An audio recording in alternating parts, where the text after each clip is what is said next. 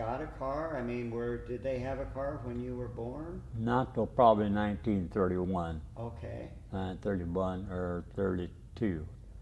Okay. So do you remember the car? What I kind? sure do. I sure do. It was a four-door red Chevrolet with yellow wheels and Wow. had little. It wasn't a Ford black car. Had color to it. It had color to it. Yes, because Wow. most all cars were black, at that time. And I can remember back, as I said, 28 or 29, when I was just a little kid, and visiting my relatives over in Astoria. Most all of them were farmers, Yeah. and I would sit at the lawn and count the cars that went by. Now you can't do that today, but No. we counted the cars that went by. So, And it would have been a car with probably a stick shift on the floor. oh, the absolutely, absolutely.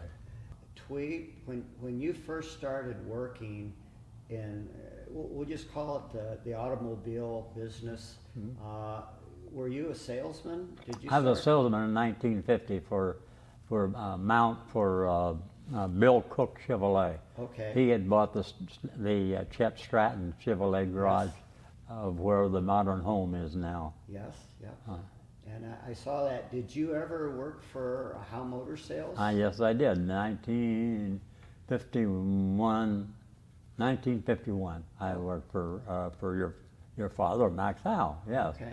And And that's that- when they separated the Mercury from the Ford garage, and they were able to have a building on their own to sell Lincoln Mercury. That's when all the big dealers in the country decided that every car ought to have their own dealership. Well, And it was a dog race in Macomb, Illinois, when, as I said, you had Terraplane had their own garage, Oldsmobile, Pontiac, Dodge, Chrysler, Plymouth, Willys, every car that you could think of Hudson, had all, Nash, Kaiser, Razor, Fraser. Henry J, all of them. What memories do you have of this garage being here at this location, and maybe any of the people that were here? Well, what I remember most of anything else, they were busy. Yeah. You said that you knew quite well the three owners, Trappy Sure. and John, and then Reggie. What do you remember about them? Well, I remember about them, Mr. McCurry and Jay Trapp, very good, very, very, very good business people. Yes. Now,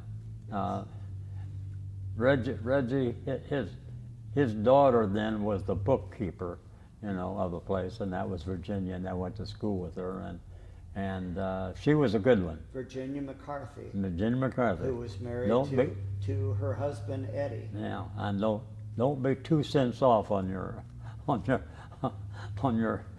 book or anything like that, boy. She was pinpoint. And back then, automobile bookkeepers were very important to the business because they kept the employees paid, they kept the customers that had service work done, they made sure they got paid for it and paid the bills of the business. I mean, without that, a business couldn't run. And just as important as the salesmen and the mechanics. Virginia was such a good bookkeeper and such a close bookkeeper, is that they traded with me, and I'm sure they traded with other stations too. But I sent them a bill for $150, and of course I had all the receipts in there to send to them. And Virginia called me. She says, "Tweed," she says, "I had 3-cent postage due on this envelope because there was too much mail in it." She says, "So you owe me 3 cents." Or Did she? wanted to know if I could deduct that from a bill.